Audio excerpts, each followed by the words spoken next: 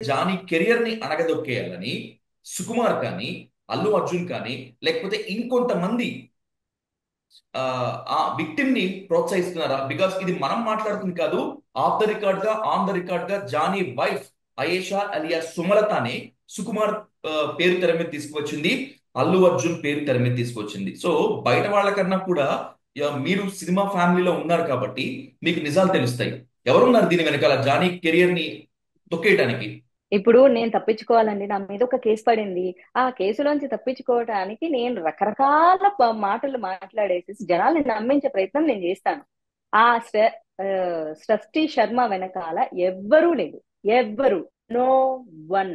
Lawyer ని కూడా recent గా నా ఫ్రెండ్ తన కాంటాక్ట్ త్రూ ఇస్తే వెళ్ళి కాంటాక్ట్ అయింది తప్ప తనకు సొంత లాయర్ ఎవడో కూడా పెట్టుకునే శక్తి లేదు, తెలివితేటలు కూడా లేదు. Which is very clear because my friend my friend arranged A lawyer. అందుకే ఓకే. నేను అంత కాన్ఫిడెంట్ గా చెప్పగలుగుతున్నాను. Yes, yes. నాకు ఆ అమ్మాయికి మధ్యలో ఉన్న ఒకే ఒకళ్ళు ఫ్రెండ్ కాబట్టి తను అరేంజ్ చేస్తే అతని దగ్గరికి వెళ్ళి కలిసింది, అంతే.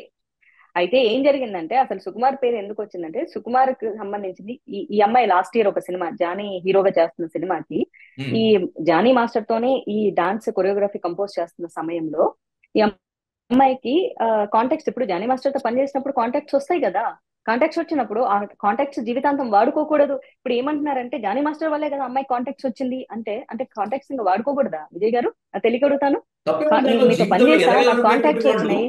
తప్పకుండా చేసుకోవడంలో తప్పేముంది దాంట్లో? ఏదైతే డాన్స్ ఫ్లోర్ లో ప్రాక్టీస్ చేస్తూ ఉంటారు బిఫోర్, మొత్తం సెట్ కి వెళ్లే ముందు, అక్కడ వచ్చి మళ్ళీ జాని గొడవ పడడం జరిగిందంట. సేమ్ మళ్ళీ పెళ్లి ఇష్యూ తప్ప వేరే ఏమీ లేదంట. ఆ రోజు జరిగిన గొడవ కూడా పెళ్లి ఇష్యూనే. ఉమ్. నువ్వు ఎందుకు పెళ్లి చేసుకోవడానికి ఒప్పుకోవట్లేదు? ఎందుకు? నేనేం తక్కువ చేస్తున్నా నీకు? నేను అన్ని ఇస్తున్నా కదా నీకు, నువ్వు ఎందుకు నన్ను పెళ్లి చేసుకోవట్లేదు?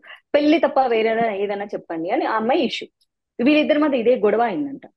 ఈ గొడవ అయిన తర్వాత అది సుకుమార్కి తెలిసింది. ఎందుకంటే డాన్స్ ఫ్లోర్ లో ఏం జరుగుతుంది అంటే, ప్రాక్టీస్ లో ఏం జరుగుతుంది మేనేజర్లు చెప్తారు కదా, అక్కడ అవును. మేనేజర్లు చెప్పడం జరిగిందంట. ఉమ్. అండ్ దెన్ ఆయన ఏదో పంచాయతీ చేశారు. మేబీ ఏం చేసి ఉంటారు, ఇదంతా కరెక్ట్ కాదు, నీ స్థాయికి ఇది కరెక్ట్ కాదు, అది ఇది అని ఖచ్చితంగా చెప్పి ఉంటాడు.